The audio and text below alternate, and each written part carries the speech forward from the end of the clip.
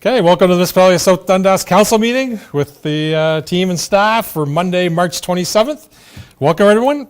Let it resolve that council rise and reconvene into open session without reporting at 6:01. Can I have a mover of the motion? Councillor Ward, seconded by Councillor Smith. All in favor? Carried.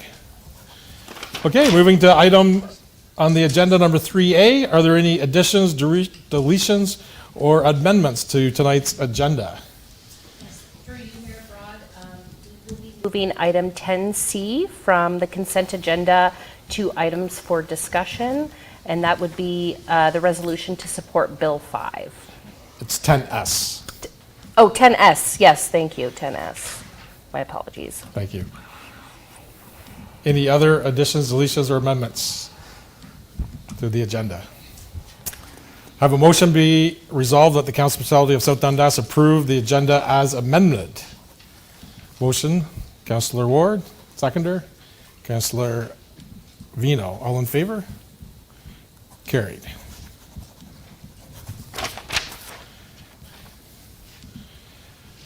Item 4, disclosure of pecuniary interest and the general nature thereof. Any members have interest to disclose? Seeing none, we'll move to item number 5A and B. Be resolved that the minutes of the following meeting, including closed sessions, be adopted as circulated. March 13th, 2023. Motion by Councillor Ward, seconded by Councillor Vino. All in favor? Carried.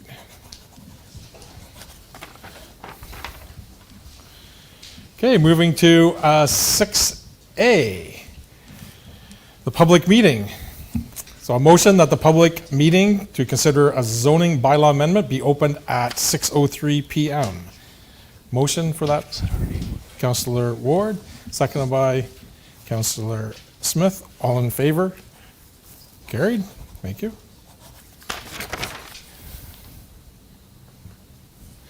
Okay, anyone who wishes to speak in favor of or contrary to any of the proposed zoning bylaw amendments will be given the opportunity to do so. Before you make a presentation, I would ask that you provide your name and address, and we will give you a microphone. I am required by the Planning Act to advise you that if you do not make an oral presentation or written submission before the proposed zoning bylaw amendments are adopted by Municipal Council tonight, you will not be entitled to appeal the decision to the Ontario Land Tribunal. If you wish to enter an oral submission to the application this evening, you may raise your hand and proceed with your comments when called upon. I will now ask our planning consultant, Peter Young, to provide a brief overview of the individual application. Following the report, I will open the floor to anyone who wishes to make an oral presentation to the application. Welcome, Mr. Young. Thank you, Mayor Broad, and thank you, Council, for having me this evening. I'll just go through the presentation that's on the screen. Down.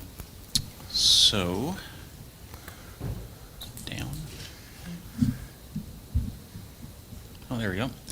So the meeting's being held pursuant to Section 34 of the Planning Act. And if anyone's listening in or is here tonight would like a copy of the decision of council, they can be submitted to planner@southdundas.com.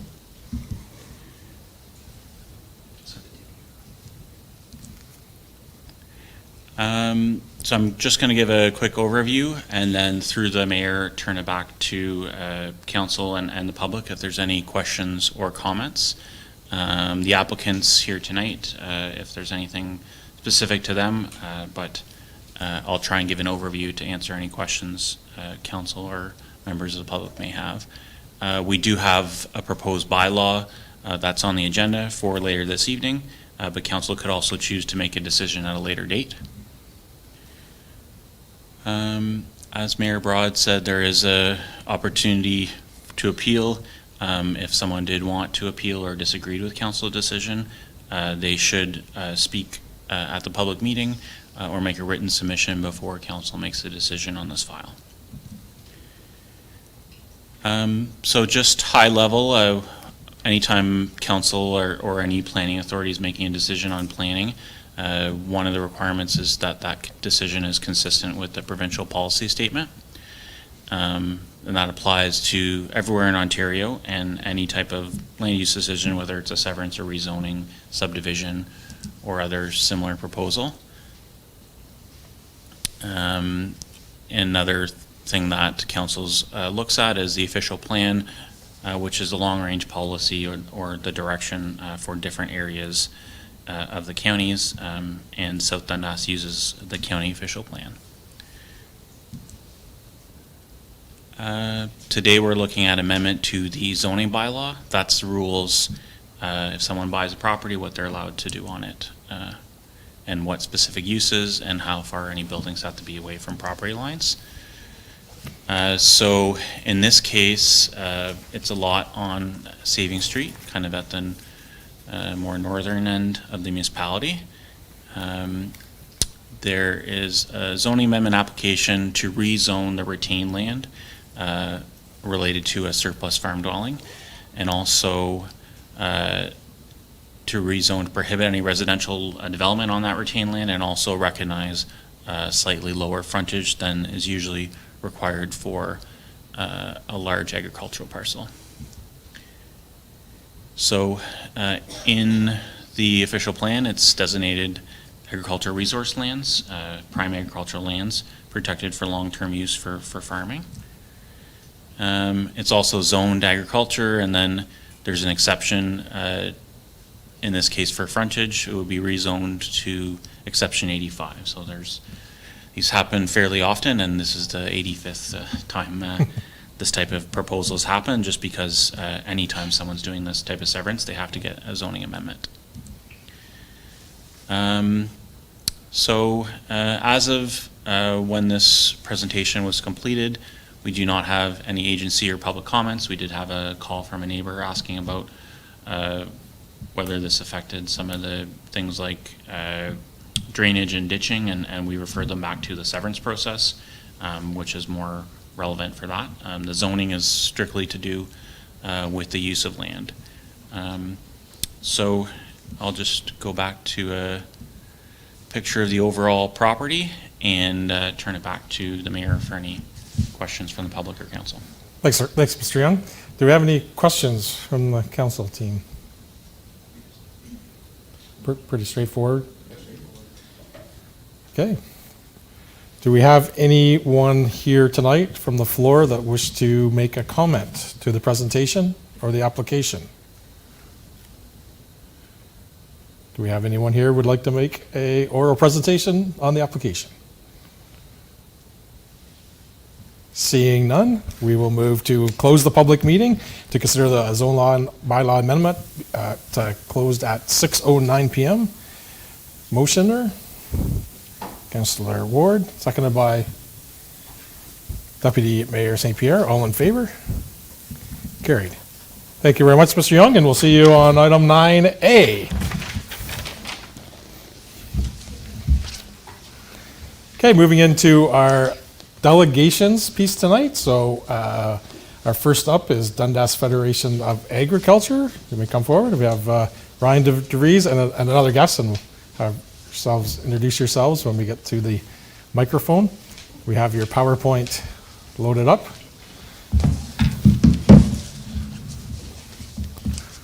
Welcome, guys, and thanks a lot for coming tonight. Thank you for having us.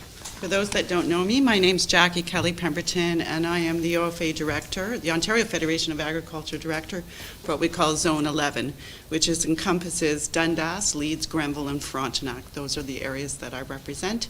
And each area has about 500 farmers, so in total about 2,000 farmers. So thank you for having us here tonight. And Ryan. Yes, so I'm Ryan DeVries. I think I've met most of you at the All Candidates debates we've had. So I'm the president of the Dundas Federation of Agriculture. So yeah, we represent a little over 400 farmers in the Dundas County. I myself personally own and operate a dairy farm in South Dundas, closer to the border with North Dundas, but still in South Dundas nonetheless. And yeah, appreciate the opportunity to come and present here tonight. So I'm going to kick off the presentation to give you a bit of overview of what the Ontario Federation of Agriculture is, who we are, what we do. So we're going to talk a little bit about rural economic development, opportunities for agri-food, some resources and strategies that will support you and your staff, and give you an idea about Dundas. So as indicated, the OFA represents about 38,000 farm families and farm members, and to be a registered farm business in Ontario, you have to prove on your taxes that you can gross $7,000 in on-farm income. So that sort of is the starting point. So when you drive around the countryside and you see a lot of OFA signs on gates, those are chosen to be OFA members. In the province of Ontario, we have three choices. We can be OFA, National Farmers Union, or Christian Farmers Federation of Ontario. So OFA being the largest, representing most of the farm families. There's 52 local federations, 21 member service reps, so these are paid employees that also support each county and have the same zones as I do. I'm elected to the OFA board by my peers, my county. And we have a lot of research teams. We have 8 policy analysis and planners, not one planner we just hired on the as a resource.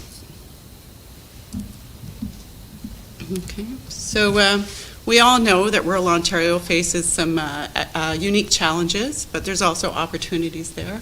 As our demographics and our populations decline and our aging, we have a limited workforce. These are challenges that we have as well.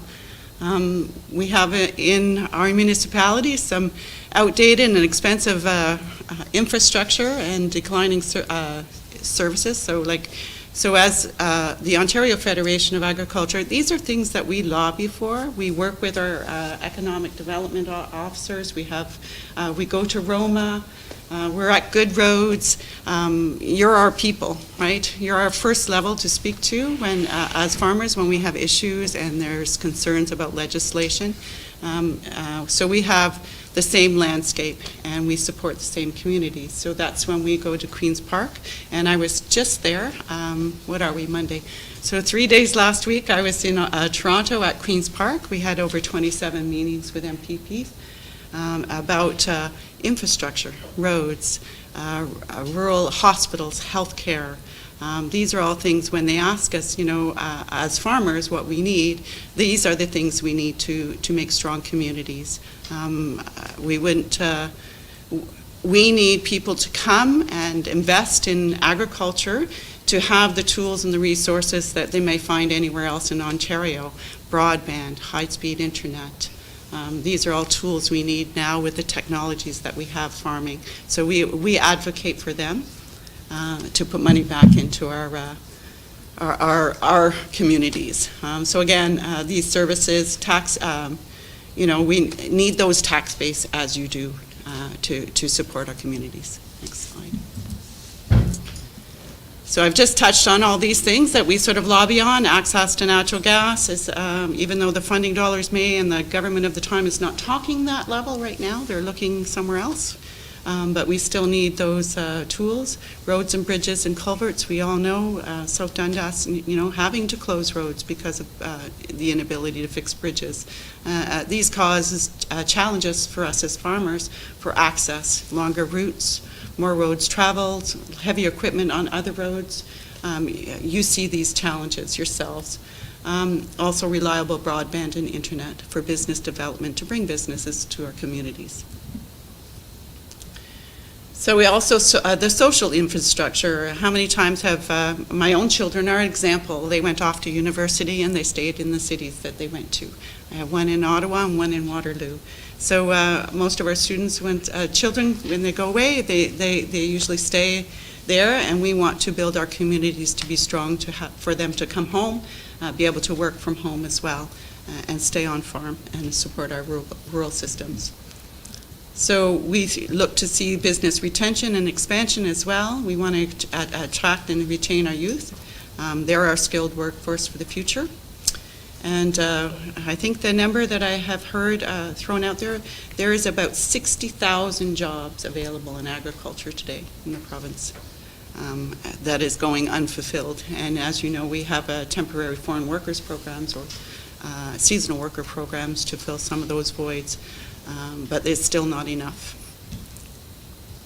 So again, I'm sorry, that last one was just talking about diversification on farm, which in South Dundas we haven't seen in our farms where they're value added. So Beaumont's being one, where on-farm processing could happen, wineries, those sort of things. So sorry about that, Ryan.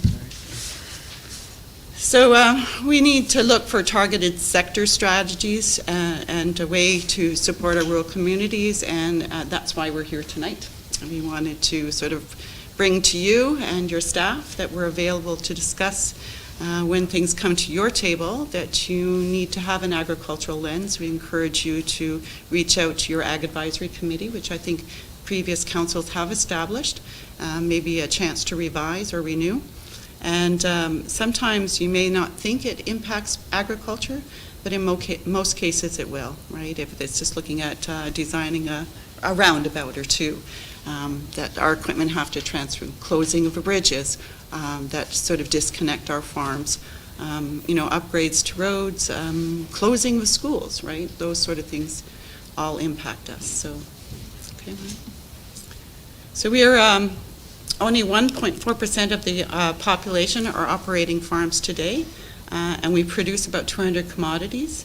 The agri-food sector, field to fork, employ over, sorry, my glasses, 860,000 Ontarios, and we're about 47.5 billion GDP. So 1 in 8 people are employed in agriculture, have some ties to that as well. So I'm here to provide you with a few resources that your staff can take note of. If you want to just flip forward.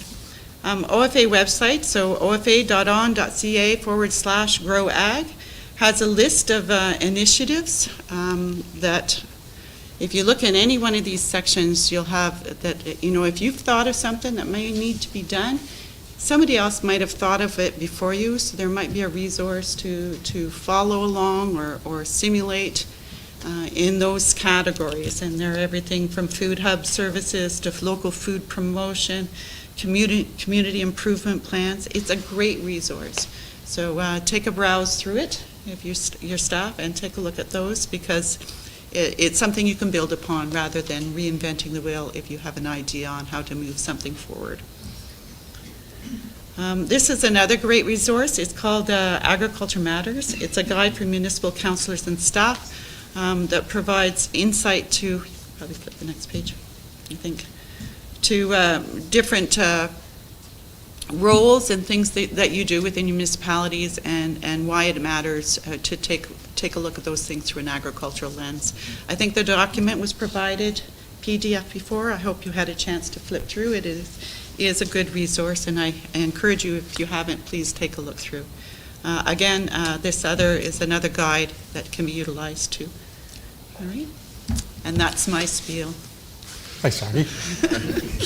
All right, so I guess I already said DFA represents roughly 400 farms in Dundas County. So this includes everything from dairy, livestock, crop, fruit, vegetables, and value added. So our objectives are to act as the Dundas County affiliate as the Dundas County affiliate of the Ontario Federation of Agriculture. So to further the interest and welfare of Dundas County farmers and families and the farming industry in general, to bring viewpoints and concerns of our members forward for appropriate action and response, and to support and promote agriculture in conjunction with other groups at a local level. So how can you as a council help? Engage with your farm community early and often. Consult with farmers on policies and programs that may affect their farm businesses. Establish an agriculture advisory committee, which South Dundas has had in the past, which has worked well with the last council. Ensure that all meetings and consultations consider the schedules of farm businesses. Certain times of year can be very interesting to get farmers out. This meeting also cost me a relief milker. So. And yeah, that's it. So any questions? I just wanted to point out, I didn't say where I reside. So I live in Dundas County. Excellent. So I just happens to be North Dundas. So and my Twitter handle is Married a Farmer. So I grew up rurally, but never grew up agriculturally, and literally moved downriver and married the dairy farmer at the time. My husband and I are now not dairying, but we're a beef cow-calf operation, and we grow crops on about 200 acres, so. So since Mr. DeVries was nice enough to remind us that he asked questions at the All Candidates meeting, now that he's in the seat, we could ask him some questions. So now's our chance. Does anybody have any questions for Ms. Pemberton or Mr. DeVries? Councillor Smith? So I just want to say, Ryan, Jackie, thank you for coming tonight. Ryan and I have talked, anytime there's been questions, I've always got a hold of Ryan before. So Ryan and I have, I guess, a pretty good line of communication now. So if anybody has anything that we need to ask, I know Ryan's always good for answering a text message. Excellent. So that's the comment. Yeah. Great. Deputy Mayor? Well, yeah, and thank you again for your presentation. But I think this council is trying to be proactive. I mean, I know in the first 4 months, maybe we haven't reached out to anybody in the ag community just because we were getting so darn busy with a lot of other stuff and learning and whatnot and budgets. But Councillor Smith has organized an ag tour for council for this Saturday to go around, and I think it's step one, and we're not going to hit every farm out there, but I think it's a step towards meeting and greeting and trying to understand, and we're going to broaden that as we go. I believe having somebody on an advisory committee like Councillor Smith is a bonus for us to be that communication, but I think all of council really wants to get more involved and to continue learning and continue growing. So, you know, I'm certainly here for you guys, as I said during the candidates meeting. And I really don't have any pointed questions as they would for us, but I appreciate you taking your time and presenting for sure. All right. Yeah, so just echo, thank you for coming as a delegation tonight. I know several of us are coming to the gala on Saturday night as well. We've purchased a table, so we will be there Saturday night as well. So Saturday for us is definitely Agricultural Day as we start to learn more about all the agricultural folks, residents, workers in our great community. So Thank you. excellent. Yes, I was going to say, I think Tom, I will be one of the stops, is the impression I got from Tom, so Yeah. any questions you have, you can wait till then too. Yeah, I think one of the interesting ones we're going to definitely see, obviously, we're going to travel a bunch of roads, so we're going to see that, but on the broadband internet piece, as everything becomes more automated, it becomes much more interesting to see what needs the rural areas have with, working from home, school from home, and the agricultural needs, so we'll get a better handle on, what those needs are. Deputy Mayor. Yeah, and thank you, Mayor Broad. Yeah, it was one thing when I was on a Skidoo trip about 3 weeks ago with Joe Jansen, and I was blown away by how he, on his phone, operated the farm. It was just crazy. It was all robotics, and it was interesting to be like, yep, feeding the cows. Oh, lights are out. Oh, start in the morning. It's just amazing how advanced How in touch you can be with your technology operation, is right? Because advanced. you So have broadband is important. it's a large Absolutely. investment, right? Large investment. Yeah, So sure. that's good that you can be in touch. And then another side note is the OFA's board is doing their summer tour in South Dundas, actually, this coming summer, so you, as council, will most likely be invited out to an evening Nice. with the entire board, so. Excellent. Very good. We'll be there. We'll be there. Thank Okay. you for having us. Again, Thank you. thanks, Jackie Pemberton and Ryan DeVries. Thank you very much for coming tonight. I will leave some business cards here. Sure.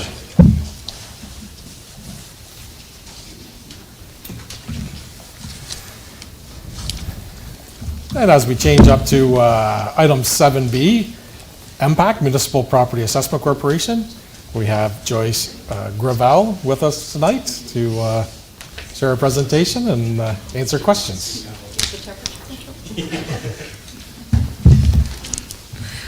Thanks for joining us.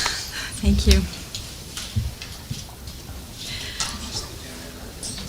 I'll just do, whoops, okay, just a little test. Whoops. Okay. Well, good evening, Mr. Mayor, members of council, and staff. Thank you very much for having me here this evening. It's a pleasure to be with you. I'm Joyce Gravel, as was mentioned, your local account manager with municipal and stakeholder relations at MPAC out of the Cornwall office, and we service SD&G, Prescott Russell, and the City of Cornwall. So I just wanted to, first of all, I mean, I know the election is a long way in the past, it seems, but as was just talked about, sometimes it doesn't seem that far away. So I just wanted to say congratulations to all of you. And just to let you know that I did serve on council in my township of South Glengarry for 10 years, from 2006 to 2016. So I've walked a few miles in your shoes, so I understand a little bit about, both sides of that table, this table, all of the tables, so to speak, as long as no one's under the table. There was that one ogre. No. I digress. Okay, so just our constant goal, of course, at MPAC is to continue to improve the municipal and property owner experience as we continue to move forward. So let's see. So at MPAC, our job is to classify and assess more than 5.5 million properties across Ontario worth a combined value of more than $3 trillion. In 2022, Ontario grew by approximately 45,000 new residential homes, and we added more than $37 billion to Ontario's municipal assessment rolls. So there are, there are 4 key players in Ontario's property assessment and taxation system. The provincial government, specifically, the Ministry of Finance, sets assessment and taxation legislation and policies. There's also an independent body that adjudicates appeals of MPAC's assessed values, and that's the Assessment Review Board, or the ARB.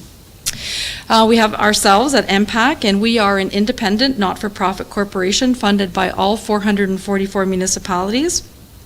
We are governed by the Assessment Act and other provincial regulations. We are accountable to the province, municipalities, and property owners through a board of directors that is comprised of provincial, municipal, and property owner representatives appointed by the Minister of Finance. And then, of course, we have our municipal partners, municipalities. You determine your budget requirements, set the tax rates, and collect property taxes to pay for municipal services. You use our property assessments and your established tax rates to distribute the tax requirements to property owners. Finally, and of course most importantly, is the property owner. They pay their property tax bill and help to set market value through ongoing property purchases and sales.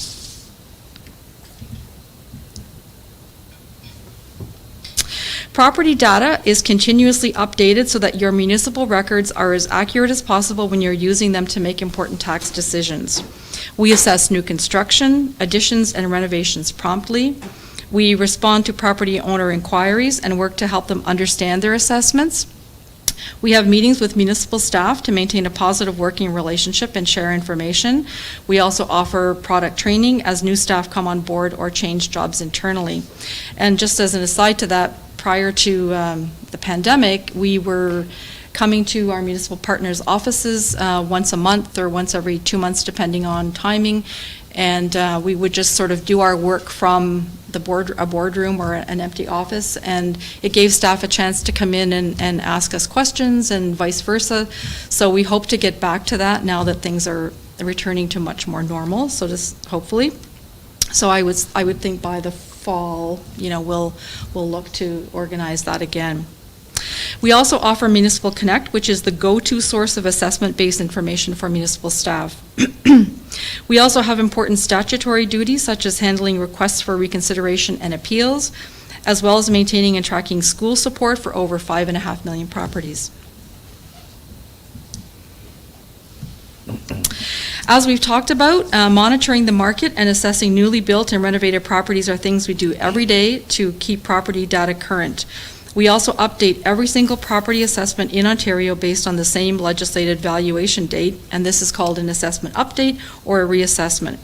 This is when we determine what every single property in Ontario could reasonably sell for in its current state and condition on that particular legislated point in time or date. The valuation date for the most recent assessment update was January 1st, 2016. which took effect in 2017. Provincial legislation determines when we conduct each province-wide assessment update and sets the valuation date for each update cycle.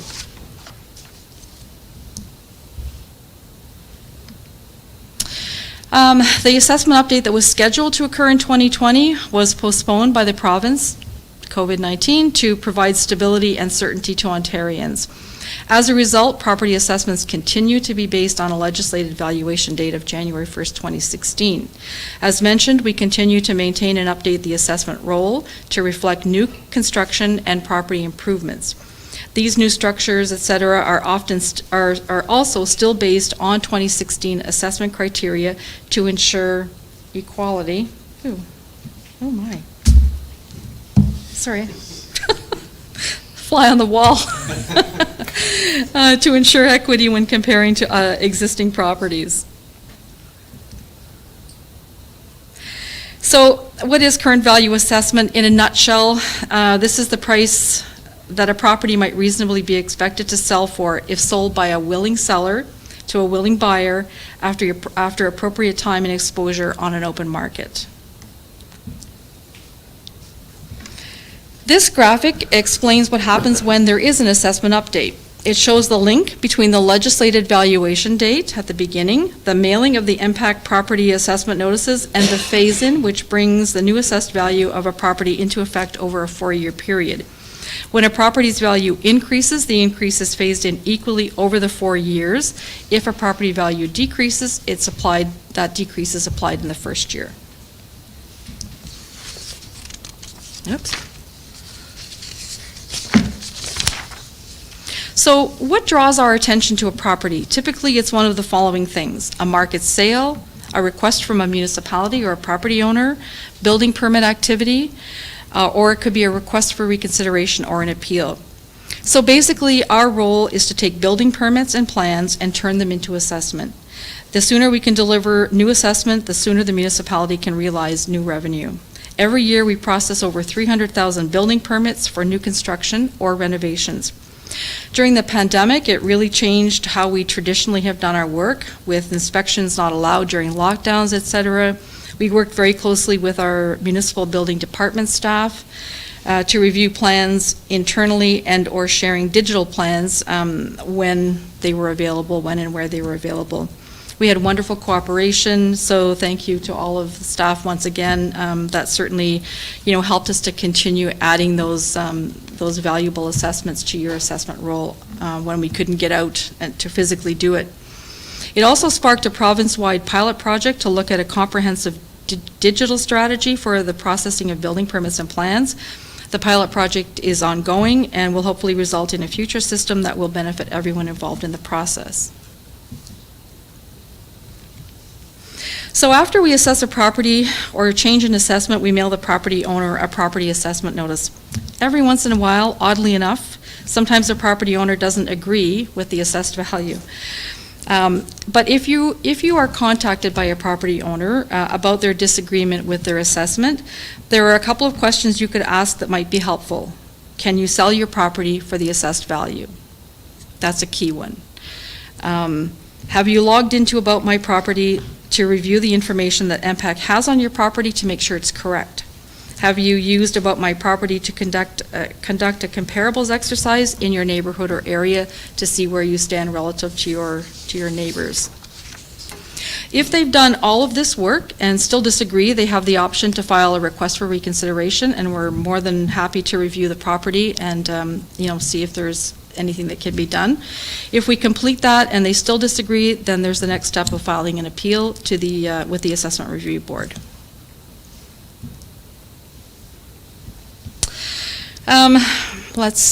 We'll not talk too much about property taxes, but in terms of the relationship between property taxes and assessment, assessments help distribute taxes across the tax base. They do not determine the actual amount of taxes to be paid. Drum roll, please.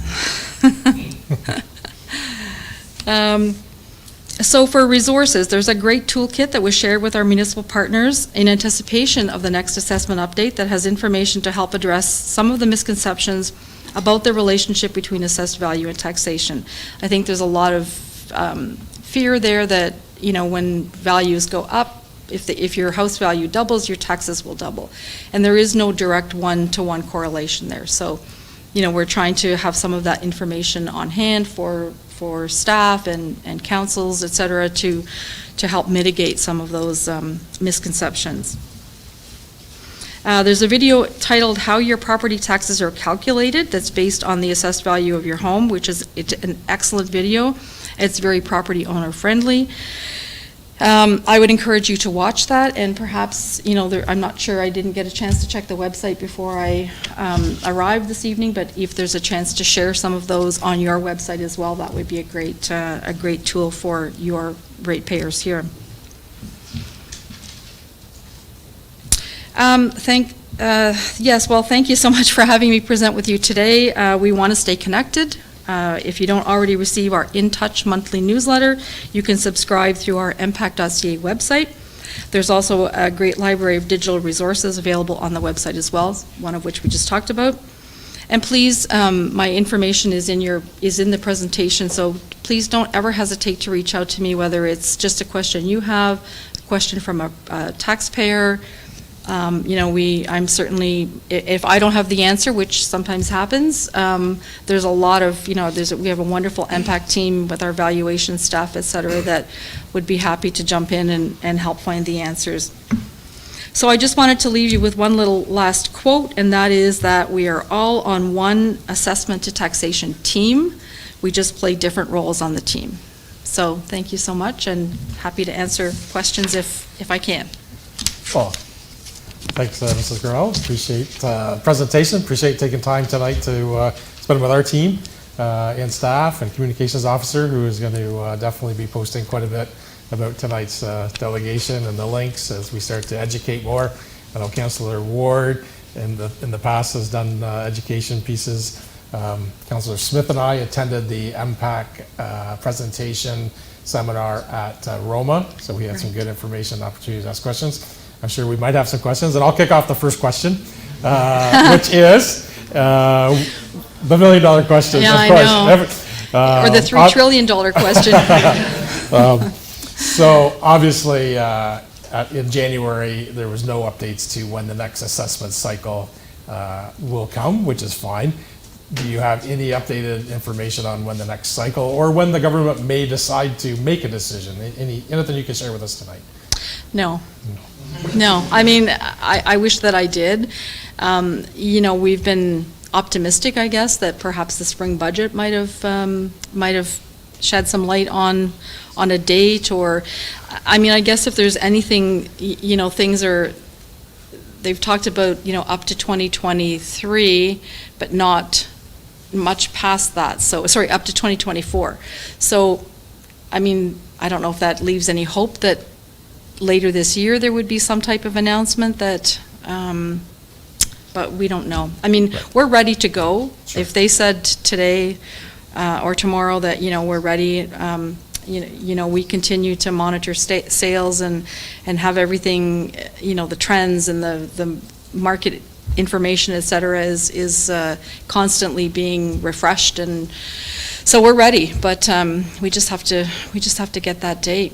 And I think the interesting thing will be, the base year date, right? Because, if that announcement was made and let's say 2021 was chosen as the base year, which it wouldn't be because we're too far beyond that now. But I think that's been part of the concern, is the market was so volatile and jumped so much that, choosing that base year date, I'm sure is part of the, and again, I have no insider information. I'm just in my own, sure. That's just my own speculation in terms of, some of the thought process that's probably going on.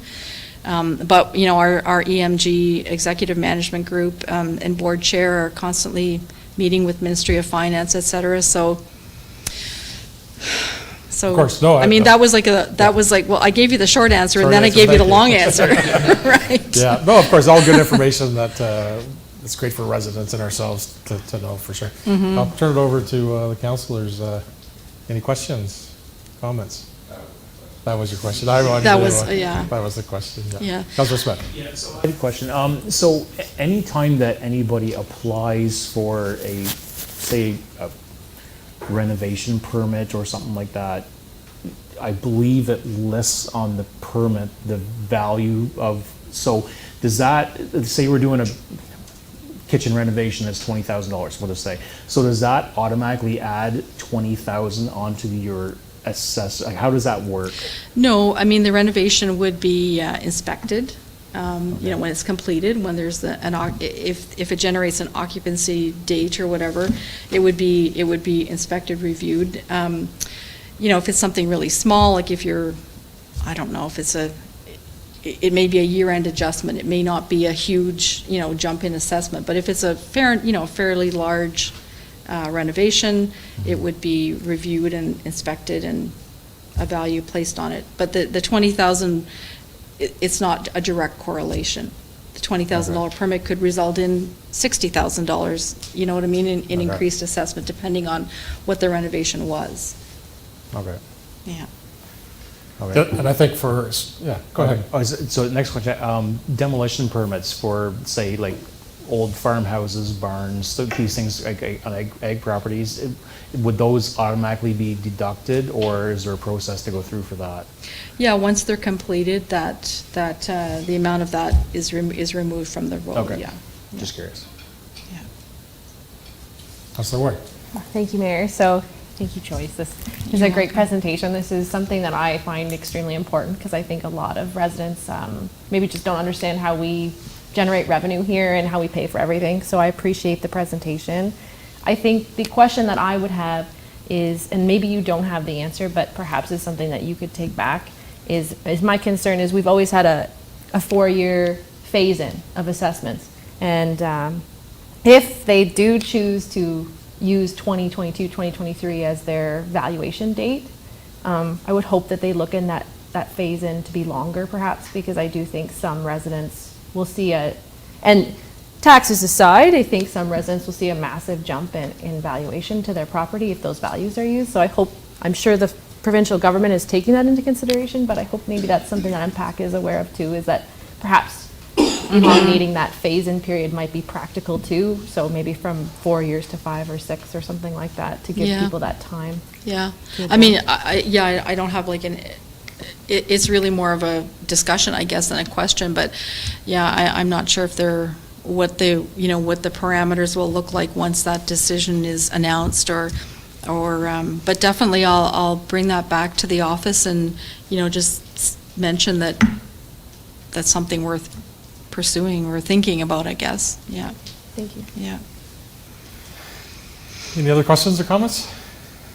Well, thank you very much for coming tonight. Thank you And, very much for having I'm us. sure we'll have you back in the future as well, especially hope when so. the next assessment date Yeah, is announced. yeah. Maybe we'll have you back and to help share with residents what the plans are. Exactly.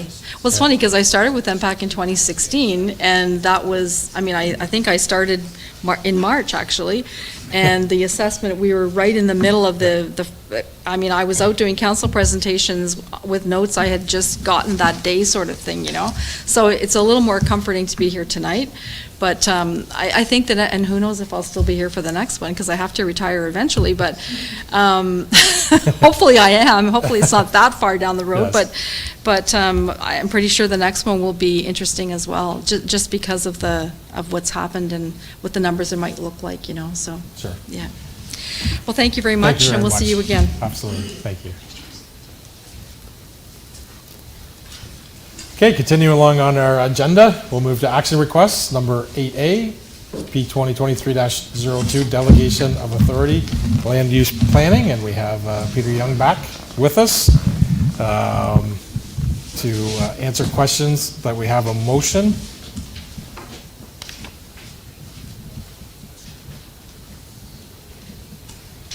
The council accepts report 2023-3, direct staff to prepare a bylaw to delegate authority to enact bylaws to lift park lot control and rezoning retained lands related to the surplus dwelling consent to the mayor and clerk. Any questions Great. or comments? Seeing none, I'll have someone make the motion. Councillor Vino, Councillor Ward, seconded. All in favor? Carried. Thank you for joining us tonight, Mr. Young. We'll move to 8B, PF 2023-05, municipal grass cutting and trimming. I have the Director of Parks, Recreation and Facilities, Mr. David Jansen, with us tonight. Go ahead, Mr. Jansen. Thank you, Mayor and Council, and good evening. So in front of you tonight is a report staff put out, our grass cutting tender for 2023, 2024 with an option for 2025. It was out from February 17th to March 17th, a little longer than normal, but as you can see, we have a lot of property, so I wanted to make sure that we gave contractors adequate time to go around, assess everything, make sure that we were getting good bids. We did get 7 bids. 1 was incomplete. They had not completed each section.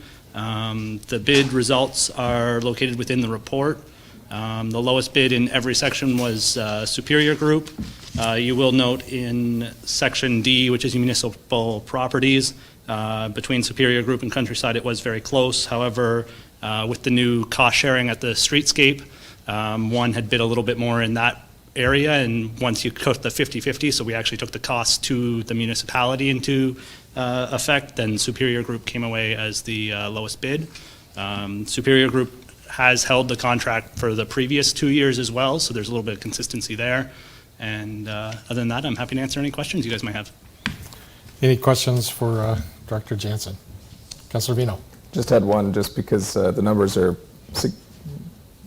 lower than their competitors. I just want to make sure like the service has been good and the relationship between Superior Group and the municipality has been all good. And So yeah, through Mayor Broad to Councillor Vino, I will say that they are underbid.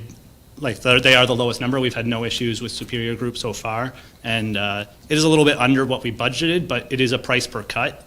And as you can see, we keep it around 13, 15 cuts, which is sometimes a little optimistic, but if we get a dry August, nobody wants to cut their lawn more than they need to, but we'll see how the season goes. I know the last couple of years have been heavier growing seasons, so we've needed the additional budget, so we're a little up to Mother Nature a little bit there too. So. okay. Any other questions or comments? No, I know from my experiences, certainly within the Village of Morrisburg, they've been excellent in the parks. I spend many times at the Ball Diamonds, and the service has been good from my point of view, so it's good to see that they're back on that contract. So I have a motion that council accept report PF 2023-05 to award tender PRF 2301 to Superior Group for grass cutting and trimming in South Dundas. Moved by Councillor Smith, seconder. Councillor Vino, all in favor? Carried. Thank you, Director Jansen. Okay, moving on to the next few action requests. We have Director of Roads and Transportation, Jeff Hyman. Thanks for joining us, Mr. Hyman.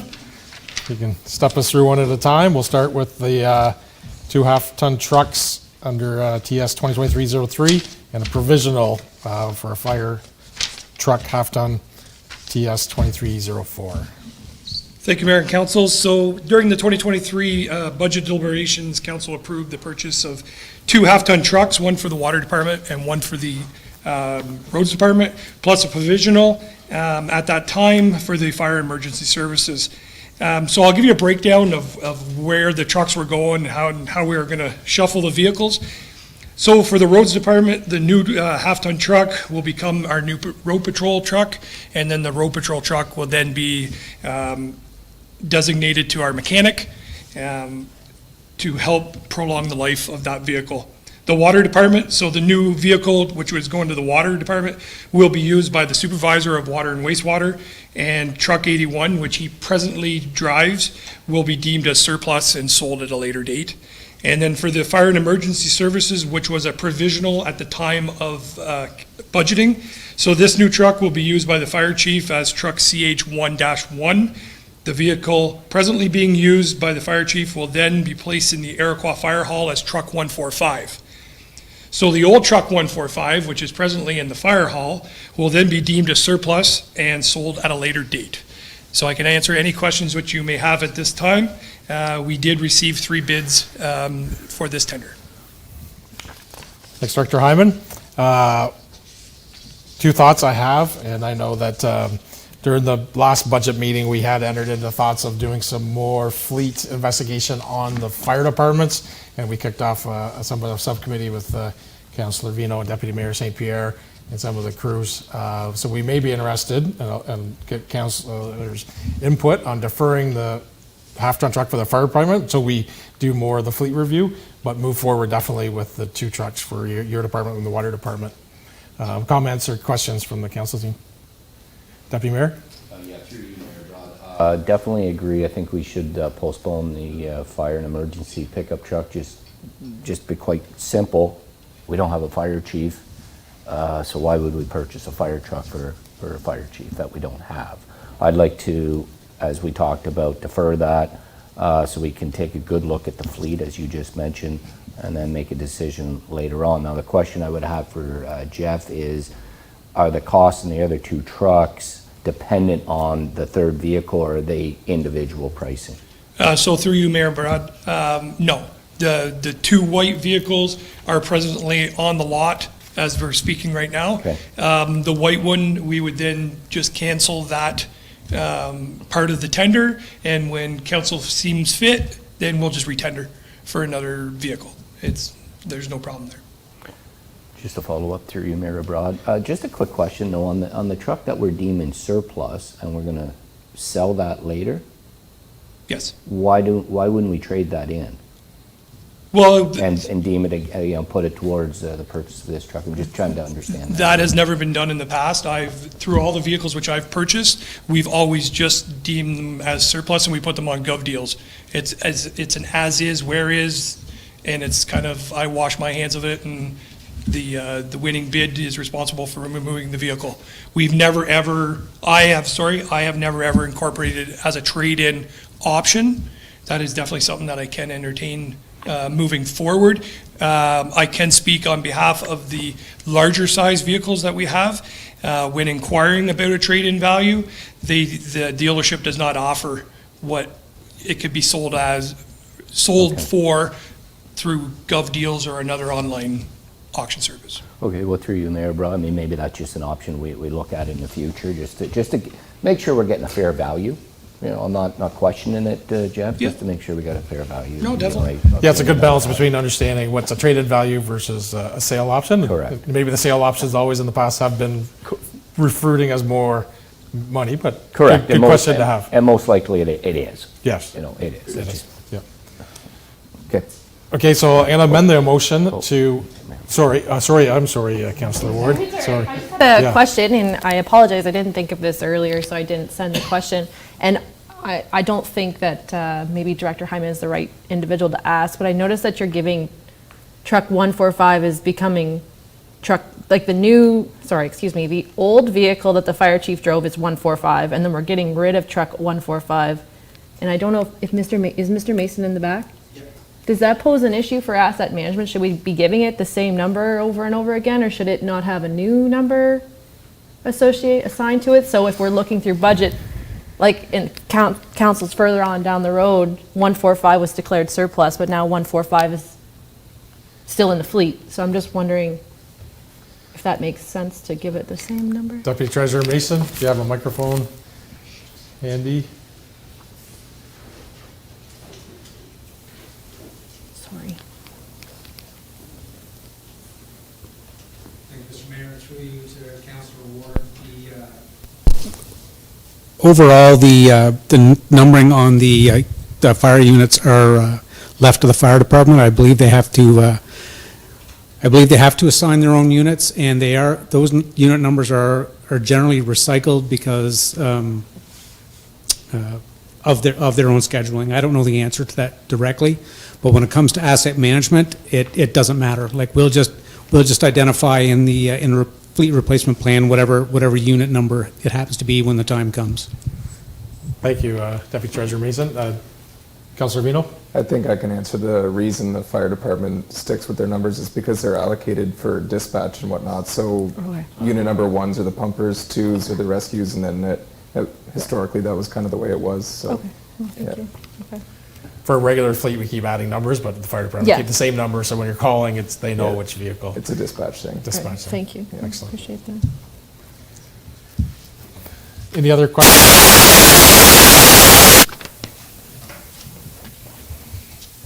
Okay, so the council, a motion that council accepts report TSA 23 to purchase the 2 half-ton trucks and defer the provisional half-ton truck that was in the total amount of $175,200, which will be reassessed based on the 2 truck purchase plus HST from Upper Canada Motors. And the Director of Transportation be authorized to sign all necessary documents to give effect to the contract.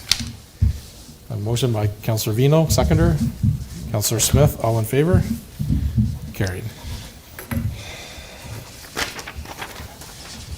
Okay, 8D, double surface treatment, TS 2023-04. Dr. Hyman. Thank you again, Mayor Broad and council. So during the 2023 budget discussions, I presented our capital roads budget identifying certain roads within our municipality which require some form of road construction. The following roads were presented and approved at that time, which were South Branch Road, Snowbird Road, Bondrers Road, McIntosh Road, Sealy Road, and Markle Road. The preferred reconstruction type for these 6 roads were to pulverize the road, apply double surface treatment with a fog seal. We've had great success in the past with this form of application, and I recommend at that time for these 6 roads to be done the same. We had 2 companies supply pricing, and it was advertised on our website and in our local newspaper, and was published through bids and tenders for the tender document. So I can answer any questions which you may have at this time. Deputy Mayor. Thank you, and through you, Mayor Broad, to Jeff. A question for you on McIntosh Road, Sealy, and South Branch. There's components here that culverts are included, or at least on your spreadsheet. I'm just wondering, are they included? Is that part of works? And if they are, what budget do they come out of? And then there's a second part question on that as well after you answer. Dr. Hammond? So through you, Mayor Broad, so yes, I had staff go around and inspect the culverts to identify what we will have to change at time of construction. So on the spreadsheet, which is page 44, the big budget number that I included incorporated culverts, renting a packer, plus the fog double surface treatment and the pulverization. So the outstanding costs, which I just received, which are on that spreadsheet, now include the culvert pricing with our granulars. So the pricing that you see on page 44 for the tendered prices, that should be a realistic budget number moving forward. Deputy Mayor. The second part of that through you, Mayor Broad. So County Council pulled a shared tender that included corrugated steel pipes. And our portion, and we'll talk about this a little more when I do my county report, our portion is $40,132. As the report that I saw from County Council, are they the culverts that we're talking about here on our streets here, or is that a separate? Through you, Mayor budget? Broad, those are the county prices. We participated in the county Okay, tender so that's for included. corrugated steel piping. Same thing. Same thing. Perfect, thank I you. put in a lump sum of what I needed for sizes and meters, and these are what we received for pricing. Okay, perfect. Thank you.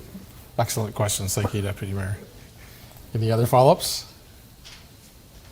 Okay, I have a motion that council accept report TS 2023-04 to award 6 roads to be reconstructed with double surface treatment, fog seal to Miller Paving Limited, in the amount of $671,723.50 plus HST, and the Director of Transportation be authorized to sign all necessary documents to give effect to the contract.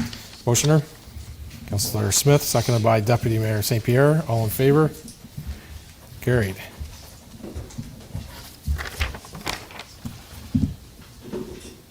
(8E) sidewalk replacement repair, TS 23-05. Director Hyman. Thank you, Mayor and Council. So again, during the 2023 budget deliberations, I presented to Council a plan for sidewalk replacements. which we have done in the last 3 years with great success. This is now year 4 of the program. Specifically this year focusing on Iroquois. This plan identified Dundas Street from Codwell Street to Carmen Road and Carmen Road from Dundas Street to Elizabeth Drive to be removed and replaced with proper 1.5 meter wide walking surface. The intent of the sidewalk placement program is to upgrade sidewalks, which we are presently plowing during the winter operations. This tender, again, was published through bids and tenders, advertised in our local paper and on our municipal website, with 13 companies submitting a bid. The lowest bid was JT Concrete Limited.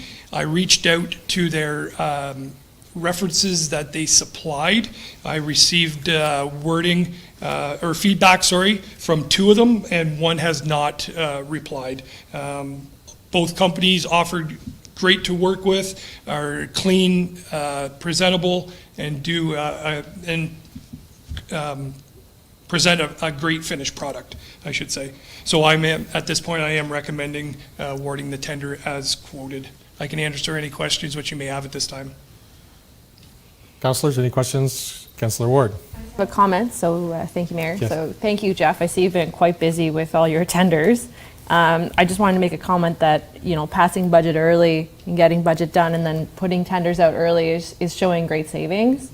I also think bids and tenders is starting to show its effects. I know the municipality just rolled that out a couple years ago, but it's great to see all these bids. So I just wanted to say thanks for getting all the tenders out and thanks for showing us the savings. So it's good Excellent. news all around, I guess. Thank you. Great comment, Deputy Mayor. Through you, Mayor Broad, and I apologize for not asking you this before this meeting, but when you looked at unit rates, what's it comparable to 2022? Is it a significant increase or? So through you, Mayor Broad, we're seeing a $2 a square meter lower than last year's unit rate. I will not ask any further questions. Thank you for letting Let the me know record that. show that we have put it no. out at a decrease over 2022. And I was speaking with contractors in the Ottawa area, and they're looking at unit rates in around the $290 a square meter, and we're at 113. Yeah, through you, I noticed that, and I concur with the unit rates that you're seeing in Ottawa. I see that all the time as well. That's why I'm pleasantly surprised. Excellent. Any other comments, questions? Seeing none, motion that council accept report TS 2023-05 to award RFQ number TS 2306 sidewalk replacement Excuse me. and repair to JT Concrete Limited in the amount of $126,302 plus HST, and the Director of Transportation be authorized to sign all necessary documents to give effect to the contract. A motioner? Councillor Ward, seconded by Councillor Reno, sorry. Tongue twister tonight. All in favor?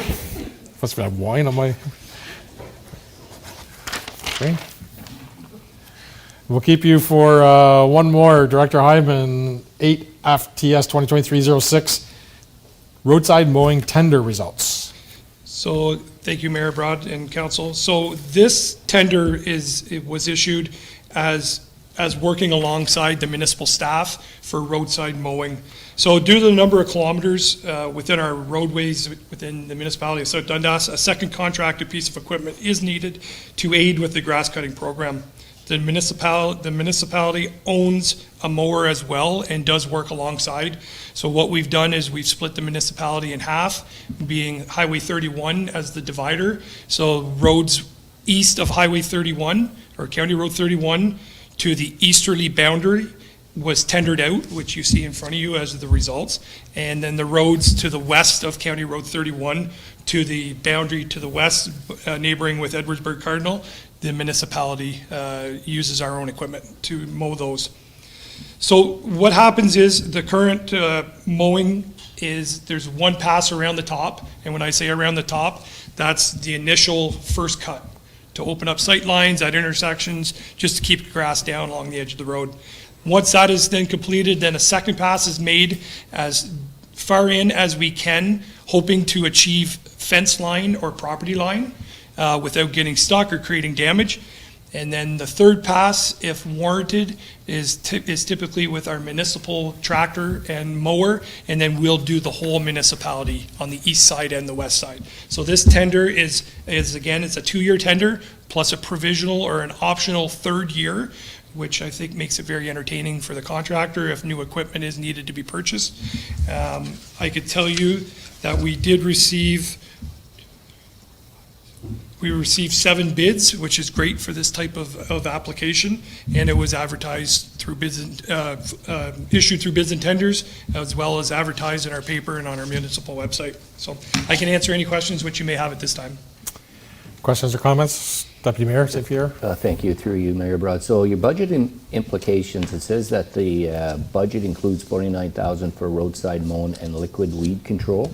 Question is the same exact question on the CSP pipes. So the county tender that they have for weed spraying includes a portion for South Dundas. Is the portion from South Dundas, which is budgeted at 4,130 plus chemicals, is that included in your estimated budget of 49,000?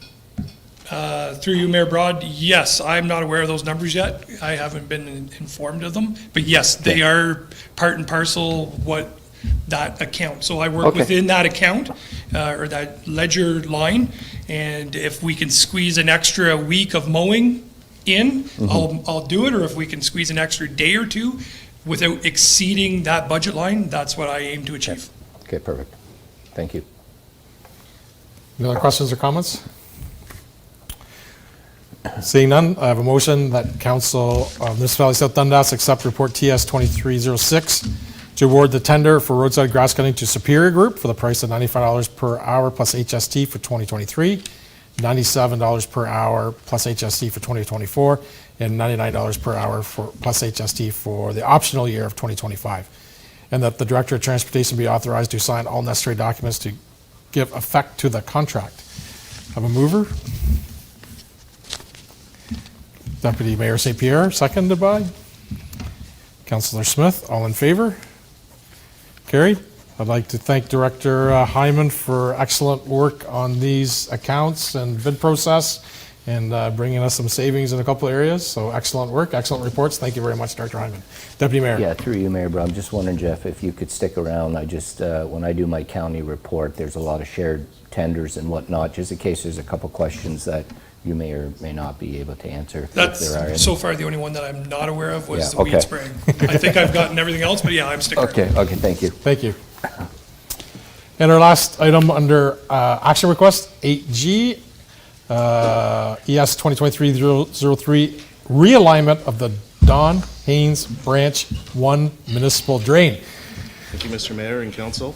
Chris Thomas is here with us. Thank you, Mr. Thomas. Go ahead. In front of you, you have a application from a landowner to relocate a municipal drain. It is my recommendation that you guys accept this notification from him, and also that we appoint the Shade Group to complete the engineering on this project. Yeah, thanks, Mr. Thomas. I just see just in the picture, it's pretty simple, moving it from the middle of the property to road edge to square it all up. It looks like this is quite logical with your recommendation. Do we have any comments or questions from Council, Deputy Mayor? Okay. I have a motion that Council accept the notice of request of drain minor improvement as per section 78.5 of the Drainage Act, and the Council appoint the Shade Group to complete the engineering for this project. Moved by Councillor Ward, seconded by Councillor Smith. All in favor? Carried. Thank you, Mr. Thomas. All right, under bylaws, we have Mr. Peter Young back with us under 9A 2317 zoning bylaw amendments.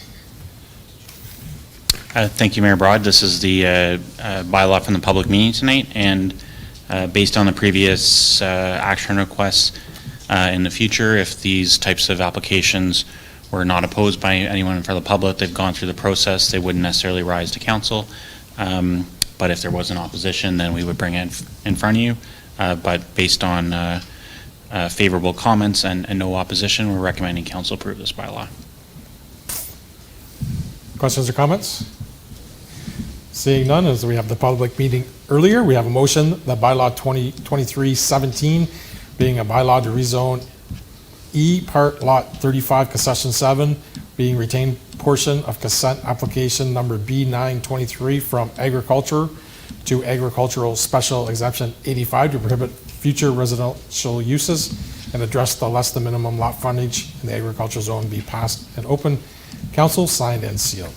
Motioner, Councillor Smith, seconded by Councillor Ward. All in favor? Carried. Moving to 9B, part lot control, 2318. Thank you, Mayor Broad. This is also one of the potential items that would be delegated to staff unless there was any opposition. This is simply to divide a townhome into 3 separate properties. It's already constructed. I'm not sure if it's occupied yet, but this would meet all the township bylaws for zoning and everything like that. So this is just to split it into 3 separate properties. Correct, so that's 19A, B, and C in Dundas Street in Iroquois. Correct. So I have questions or comments? I have a motion that bylaw 2023-18, being a bylaw to lift part control for 19A-19C inclusive, Dundas Street, Iroquois, be read and passed in open council, signed and sealed. Moved by Councillor Ward, seconded by Councillor Vino. All in favor? Carried. And number 9C, part lot control, 2023-19. Mr. Young. Thank you, Mayor Broad. And this, if you see the aerial photos, that building has been torn down, and this is to redivide a lot into separate parts. This was already approved by the previous council. There's an issue with the land registry, so this bylaw is to correct that issue and approve the division of it into 5 different parcels. Similar, the exact same, just there's a bunch of overlapping plans on this property and old streets that were closed, and this is just fixing an error in the legal description. Okay. Any questions or comments? That's passed by previous council, and this is a documentation cleanup. We have a motion that bylaw number 2023-19, being a bylaw to lift part lot control for 1A through 1F inclusive, Gibson Lane, Morrisburg, be read and passed in open council, signed and sealed. Moved by Councillor Ward, seconded by Deputy Mayor St. Pierre. All in favor? Carried. Thank you, Mr. Young, for joining us tonight. We kept you busy on the agenda. Appreciate your time. Here, bylaw D, so 2023-20 grass cutting and trimming contract agreement. So in our package, this is the contract agreement. We've discussed the quotes. Do we have any questions or concerns on this motion? Bylaw 2023-20 being a bylaw to execute an agreement with Superior Grass Cutting and Trimming Services through 2023-2025 be read and passed in open council, signed and sealed. Moved by Councillor Ward, seconded by Councillor Vino. All in favor? Carried.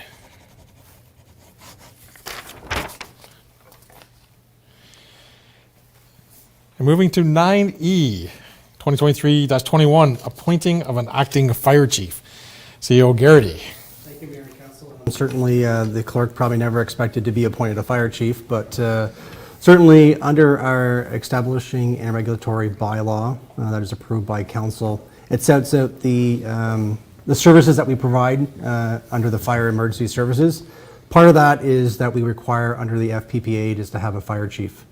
With the current personal leave of our current fire chief Morehouse, we are getting a little bit behind when it comes to signing off for fireworks, fire plans, evacuation plans, and alcohol policy sign-offs. So what we're looking for is we did talk to Scott Hayes at the Ontario Fire Marshals, and what we're looking at tonight is from an administrative perspective is to appoint Crystal as the temporary fire chief. From there, we'll be able to delegate signing authority to our deputies and Mr. Polino to sign off on these type of plans so that as we recruit for a one-year interim fire chief, when we get somebody in place, that there won't be all these matters outstanding, and certainly some of them are time sensitive to get things moving forward. So this is just more from an administrative purpose tonight, is to get things moving forward, but certainly if council has any questions, I'm more than happy to answer. Questions or comments?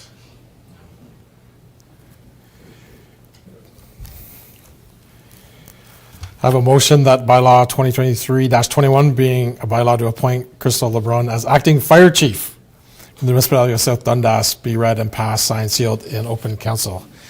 Motion by Councillor Vino, seconded by Councillor Smith. All in favor? Thank you. Congratulations, Clerk Fire Chief LeBrun. Your fire training starts immediately. Yeah. Order your bunker gear. Okay. Under consent agenda, we have almost 20, almost get to Z, so we have almost 26. Take out 10S. Should we deal with 10S now, or? Sure. Okay, so 10S, we had asked to remove from the consent agenda to discussion on the resolution support of Bill 5. On that, who is going to share the information? We can start with Councillor Ward. Sure. I can fill it in too. Thank you, Mayor Broad. So through you, Mayor Broad, to the rest of council. So I did pull this item from consent because I think it's important that our municipality support this bill. So just a little bit of background. This bill basically will hold municipal councilors, mayors, deputy mayors accountable for any harassment that they give or make or whatever to our staff, the public as well. So currently what happens, if I can speak to that too, based on my understanding, is that if a municipal councilor is found, I don't want to say found guilty, but found in contradiction of the harassment policy that the municipality has, they aren't necessarily held accountable. So they can continue holding their position on council, and they can also run for re-election. Whereas if you were employed anywhere else, even on any of our staff, if they were found to be in contravention of that policy, they would most likely be dismissed. So this is just holding us accountable. It's making us have a higher level of integrity as well and transparency. So I'm hoping that we will support this. A number of municipalities have supported this. This started last year, and they're hoping for it to be approved this year by the province.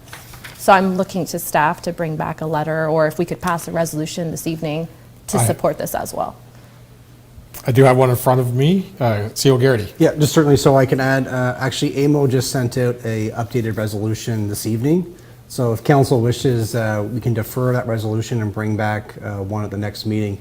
And basically what the resolution is, not only in regards to the workplace safety and harassment, they also have a resolution in regards to the administrative penalty regime, as well as judiciary issues as well too. So it's a more in-depth resolution that I probably will like to bring back at our next meeting, if that's okay with council. Yeah, I think the more in-depth, the better for me. Yeah. Yeah, I was certainly somewhat surprised when we learned of this, that this wasn't already kind of in place with the code of conduct and the training we do have. So I think it's super important that we are held accountable. We should not engage in any harassment, bullying of any sorts, and we should be held quite accountable to that. So I'm super supportive. So I'm going to direct staff to come back with a resolution at our April 11th meeting. Certainly. And we will pass it at that time.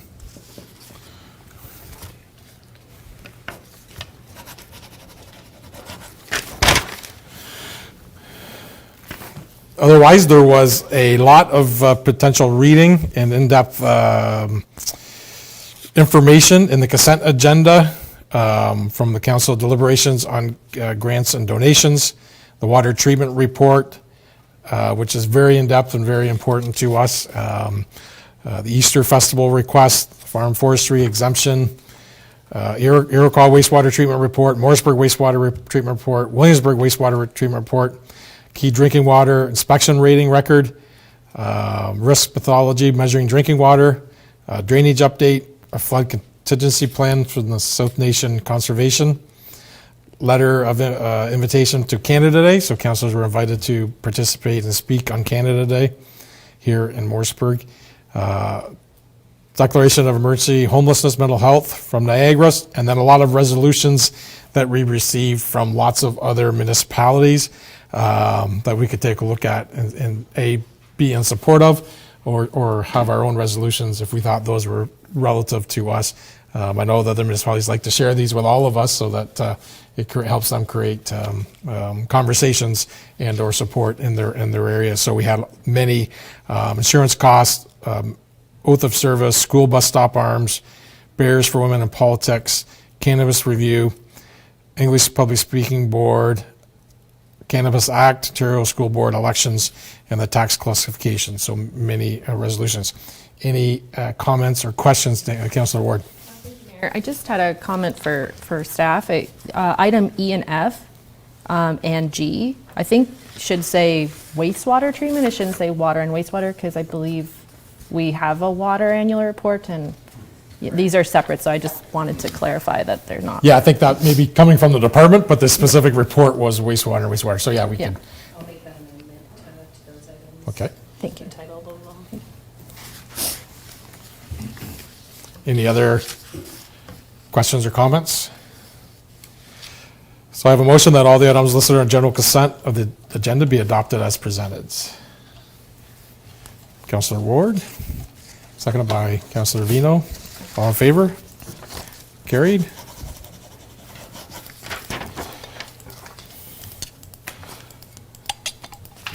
So, under 11A, council representatives at the said meeting. So we are kicking off many of our committees of council meetings. So I'm sure in the 2 meetings in April, we'll have start to get many reports on our committee of councils.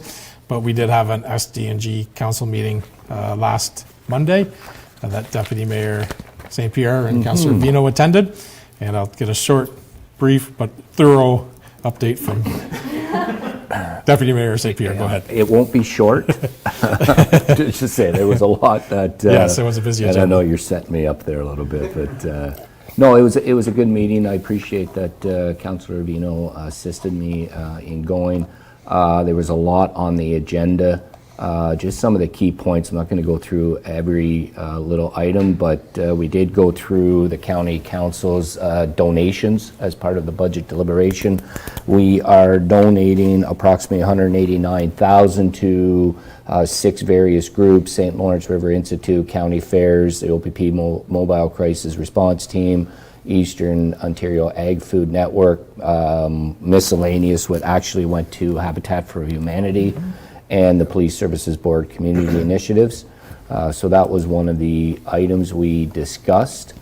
We did have some tenders that was received and approved, and this is where I wanted Mr. Hyman to kind of stick around just in case anybody had any questions. But there was one tender for blades, cutting edges, wear parts that went to White's Wear Parts for a value of $77,343.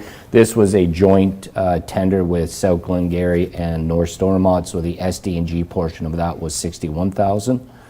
The second one was quotation for signs to street signs to Stinson Equipment for a total value of $50,000.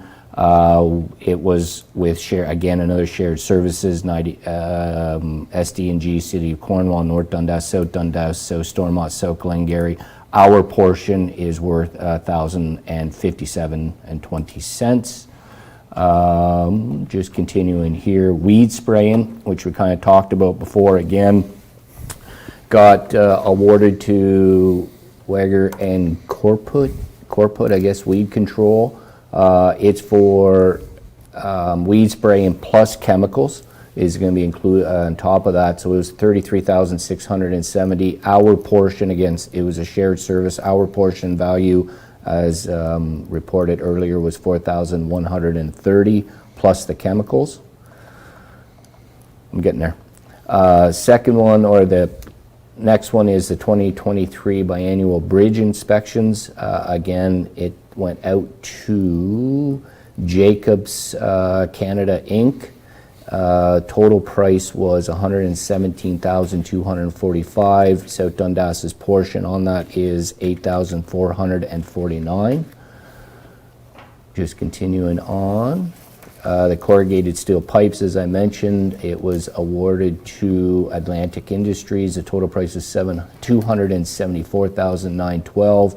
Again, it was shared among 6 municipalities, City of Cornwall as well, and our portion was $40,139, as I reported earlier. And another one was the storm sewer asset management inspections. It was a total of $134,414. It went to Aquatech Solutions. We did not have, it was shared services, we did not have any participation in that one. There was 2 that should be notable, and this is why I was pleasantly surprised when Mr. Hyman was talking about the concrete pricing. So we got the hot mix tender, $7,866,000. It's getting awarded to Cornwall Gravel. There's SD&G, Township of North Glengarry, and the Township of South Stormont. Now, which is notable on that is price increase is about 28% higher than the 2022 rates. Yeah, that's what same reaction, Shannon, was wow on that one. The next tender that was received and accepted was the cold in place recycling with expanded asphalt for $4,424,000. It went to Roto Mill, again, an increase of 22% from 2022. So I think we should be prepared. We're going to see some significant increases, unfortunately, on that. Hopefully we don't. Hopefully we're lucky with our same as our concrete price. Two of the other ones I just want to mention, 3 other ones, was the fees and charges increases, just as similar to what we went through. They went through the fees and increases as well. They base theirs on CPI increases. And they do not, correct me if I'm wrong, Councillor, but I believe they do not do an adjustment until there's a value of $5 for that increase. So let's say there's 3 years of increases at a couple percent, but it's like $1.50, $2, depending on what the scenario is. They don't do anything until $5. Maybe something we may want to think about. I know we keep coming back every year, every couple of years with increases, and it's a covered cost. Maybe that's a formula, maybe not. Maybe something worth looking into if we want to follow. Again, it kind of just sets the value from year after year after year. Now, there are increases to the planning services, basically because of Bill 23 and needing an environmental engineer at the county level for review of development applications. So there are significant increases there, but again, nothing too alarming in my opinion. The other report is the Rural Education Ad Hoc Committee that was formed, I believe, in the previous council. We have decided to continue and move forward with this committee. And if you could just bear with me for 30 seconds, there was a motion by a school board to lift the moratorium on school closures. So that's fairly alarming because, and not our school board, again, I just don't have it in front of me right off the bat, but it's alarming because, rural schools is very important to us. We know we went through a few years ago, I think it was in 2016, Ontario Public School Board Association is the one, I just got that.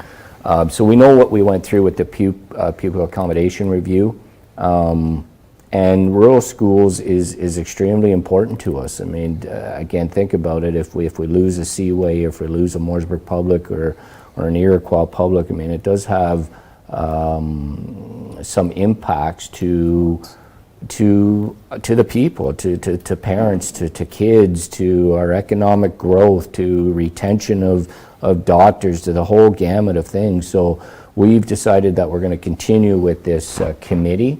I believe if you haven't received it yet, Shannon or Crystal, there will be a report probably coming to us.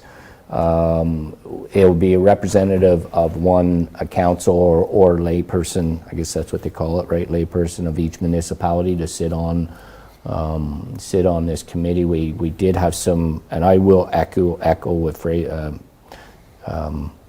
Warden Fraser said, we did have some champions on this committee on the last term of council, so I'm assuming, over the next meeting or two, that's going to come back to us. If not, I would encourage us to reach out to the county and let's get that going. Let's get a representative in place sooner than later. And the other one I just want to bring, and Jeff, Mr. Hyman knows about it, is our famous discussion on the grader. It looks like we've got a grader that's going to be loaned to us by the county. There are some conditions to it, but I am insured by Mr. DeHaan at the county that this grader is in good shape, that we are not going to have to put a lot of money or any money into just getting it up and running, that it is up and running. And, basically, in a nutshell, is they want it back same shape as it was borrowed to us. There may be some opportunities, or there may be some requests from the county for us to do a little bit of shouldering work on their behalf. I think that's fine for this year, but again, there may be a broader discussion to have on, I believe they're going to get out of the grader business. If lower tier governments or lower tier municipalities and townships want to continue being in the grader business, then perhaps we can offset some costs by doing some of their work, but then they're paying us to do their shoulder work. I'm not suggesting South Dundas is going that direction, but that is kind of a discussion that we had. So I thank them on behalf of South Dundas that they're helping us out with some equipment. I think, as I said in the meeting, that's what lower tier and upper tier governments are supposed to be doing, is sharing these types of equipment initiatives and tendering and whatnot. So yeah, no, I think this is good news for us on a short-term basis until we can figure out if we're going to lease or own or loan or what we're going to do. So that's it. Sorry it took a little bit longer. Excellent There's report. A lot to it. Councillor Vino, would you like to add to that? I just have two quick things. The first one being more for the residents watching, and hopefully our communication staff can help to broadcast this. It's in relating to the roadside spraying. So they stressed in the council meeting at the county level that whenever before they start spraying, they're going to advertise 3 weeks ahead of it. They do have guidelines on their website about the size and, I guess the appearance of your sign that you're supposed to put at your roadside if you don't want weed spraying on your property. And you can add, do you have a comment on this one then, I take it?